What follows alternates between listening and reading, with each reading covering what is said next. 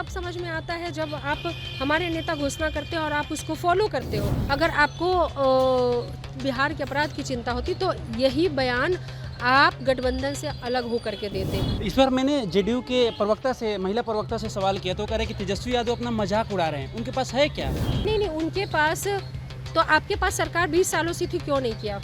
तेजस्वी प्रसाद यादव जी जो भी कुछ लेके आते हैं वो कॉपी कैट की तरह उसको करते हैं। नमस्कार, आप जुड़ गए हैं दर्श न्यूज़ से और मैं हूं कुमार मनीष। देखिए, हमारे साथ राजद के महिला संघ के प्रदेश अध्यक्ष ऋतु जायसवाल जी है। आज महागठबंधन की बड़ी बैठक हो रही है, क्या कुछ मुद्दे पर बात हो रही? मुझे लगता है कि आप किसी ऑथराइज्ड स्पोक्स पर्सन से अगर इस पर बात करेंगे तो आप ज़्यादा वैलिड आंसर प्राप्त कर पाएंगे, क्योंकि मैं तो अभी महिला विंग की मीटिंग थी, उसके लिए मैं आई थी। कांति सिंह मैडम को अभी महिला विंग का राष्ट्रीय अध्यक्ष बनाया गया, तो उसके लिए हम लोगों ने एक कार्यक्रम रखा था। बाकी पार्टी है, गठबंधन में है, हम लोग तो मीटिंग्स होंगी, महत्वपूर्ण मुद्दे भी डिस्कस किए जाएंगे, कैसे चुनाव लड़ना है उसकी रणनीति भी तैयार होगी।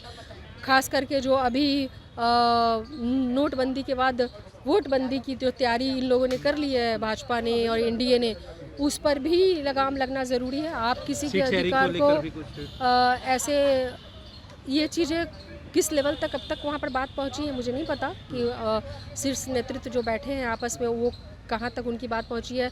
सीट शेयरिंग उनका मुद्दा है या फिर वोटर्स में जो जिस तरह से नाम काटे जा रहे हैं वो मुद्दा है आज का, वो तो मैं आपको नहीं बता पाऊंगी, क्योंकि ये भी संभवतः हो सकता है कि जिस तरीके से कल की घटना है कि एक कुत्ते का आवासीय बन गया, एक ट्रैक्टर का आवासीय बन गया, तो आप सोच सकते हैं कि आज जब सबसे ज़्यादा आवश्यकता थी आवासीय की खुद को प्रमाणित करने के लिए कि मैं इस देश का नागरिक हूँ, यानी कि बड़ा दुखद है कि आपको वोटर लिस्ट में बने रहने के लिए आपको अपनी नागरिकता प्रमाणित करनी पड़ रही है। बिल्कुल इसी तरह का सीन चल रहा है।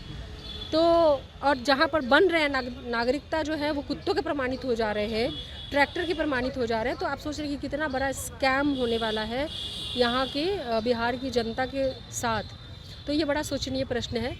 तो मुझे लगता है कि ये मुद्दा अभी सबसे ज़्यादा विचार और बात करने योग्य है। तो शायद ये भी आज के महागठबंधन का एक बड़ा हिस्सा हो सकता है बातचीत। वीआईपी पार्टी के प्रमुख मुकेश सहनी अपने सोशल मीडिया पर एक पोस्ट किए हैं और लिखे हैं कि मेरा पहला एजेंडा जो है 60 सीटों पर चुनाव लड़ना। ये टोटली शीर्ष नेतृत्व का मामला है। कौन किसको कितनी सीटें मिलेंगी, सीट शेयरिंग क्या होंगी, क्या सीटें किसको मिलेंगी, कौन कहाँ से लड़ेगा, ये टोटल शीर्ष नेतृत्व तय करेंगे। और जब फाइनल लिस्ट मिलेगी तो वो आप लोगों के सामने होगा, क्योंकि कहीं पे कोई जब बन के आएंगी लिस्ट की किसको कितनी सीटें मिली और फिर उसका कौन प्रत्याशी है, तो वो तो रिलीज होगा ही ना। जब क्या लगता है, देखिए महागठबंधन में सीट शेयरिंग को लेकर कोई अटकलें फंसते हुए नजर आ रहे हैं, क्योंकि 60 सीट पर अगर मुकेश सहनी मांग कर रहे हैं, उधर कांग्रेस मांग कर रही है 60 सीटों की, तो ऐसे में राजद कितने सीटों पर चुनाव लड़ेगी? एक बात बताइए, तो चिराग पासवान जी नहीं कर रहे हैं सीट बढ़ाने के लिए, तो वो अलबल बयान दे रहे हैं। अपनी सीट को कैसे बढ़ाया जाए, वो तो एनडीए के गठबंधन में है, तो अपनी सीट कैसे बढ़ाया जाए उसके लिए वो कह रहे हैं कि बिहार में बढ़ रहे अपराध को लेकर के सवाल क्यों कर रहे हैं। मंशा साफ है, उनको सीट बढ़ानी है। अगर आपको बिहार के अपराध की चिंता होती तो यही बयान आप गठबंधन से अलग हो करके देते। आप गठबंधन में रह करके अपने ही सरकार पे सवाल उठा रहे हैं, मतलब आपको ज़्यादा से ज़्यादा सीट चाहिए, आपको लालच सीट का है, आपको बिहार की चिंता नहीं है। चिराग पासवान जी को बिहार की चिंता कतई नहीं है। अगर होती तो जो स्टेटमेंट उन्होंने दिया वो एनडीए गठबंधन से अलग हो करके देते। अब महिलाओं के प्रति आज चाहे कह लीजिए आशा दीदी कह लीजिए, ममता दीदी को लेकर नीतीश कुमार ने जो खुशखबरी सुनाए हैं आपको भी पता होगा। ऐसे में आप कैसे देख रहे हैं, क्योंकि चुनावी साल है, नीतीश कुमार लगातार बड़े बड़े एजेंडे पर मुहर लगा रहे हैं? देखिए, पूरी तरीके से 2020 में भी हम लोग महागठबंधन का जो था एजेंडा की आशा वर्कर्स या आंगनवाड़ी या ममता, ये जो भी है, इन सब के मानदेय बढ़ाए जाएंगे। तो ये तो हम लोगों का एजेंडा था। और जो हमारे एजेंडे हैं महागठबंधन के या माननीय नेता प्रतिपक्ष तेजस्वी प्रसाद यादव जी जो भी कुछ लेके आते हैं वो कॉपी कैट की तरह उसको करते हैं। जैसे जब हम लोगों ने ये घोषणा करी कि 1500 रुपये पेंशन देंगे, 400 में क्या होता है, तो बढ़ा करके उन्होंने 1100 किया। फिर हमने कहा हम 200 बिजली यूनिट फ्री देंगे, तो उन्होंने 125 यूनिट बिजली फ्री कर दिया। तो उनका अपना कोई विज़न नहीं है। जो नेता हमारे करते हैं, जो घोषणा हमारे नेता करते हैं, उसको देख करके वो कॉपी कैट की तरह अच्छा ऐसा करेंगे तो शायद अच्छा हो जाएगा।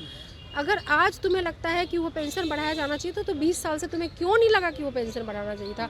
क्या वो ज़रूरतें 20 साल में महिलाओं को नहीं थी, विकलांग को नहीं था, विधवा को नहीं था? 400 रुपये में एक पूरे महीने की आप चाय तक नहीं पी सकते, वो आपको 20 सालों में क्यों नहीं समझ में आया?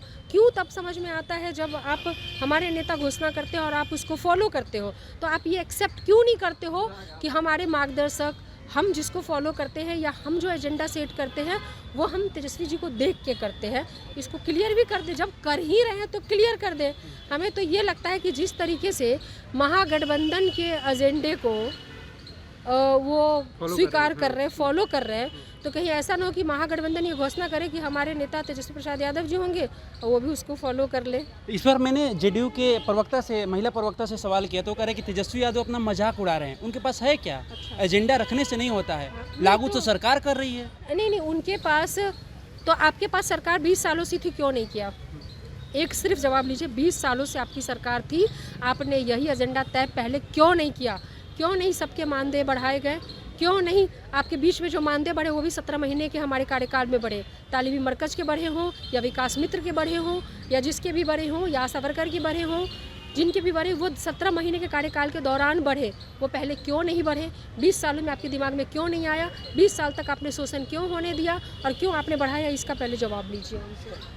चलिए, तो अभी हमारे साथ राजद संघ के महिला प्रदेश अध्यक्ष रितु जायसवाल थी। उन्होंने देखिए किस तरह से महागठबंधन की जो बैठक हो रही है उसको लेकर भी क्या कुछ कहा, और मुकेश सहनी जो 60 सीटों की मांग कर रहे हैं, साफ तौर से रितु जायसवाल का कहना है कि देखिए चिराग पासवान भी सीट बढ़ाने को लेकर अपनी सरकार पर सवाल खड़ा कर रहे हैं। खैर, आपको क्या लगता है? अपनी प्रतिक्रिया हमारे कमेंट्स बॉक्स में जाइए, कमेंट्स कर जरूर दीजिए हमें इजाज़त। धन्यवाद।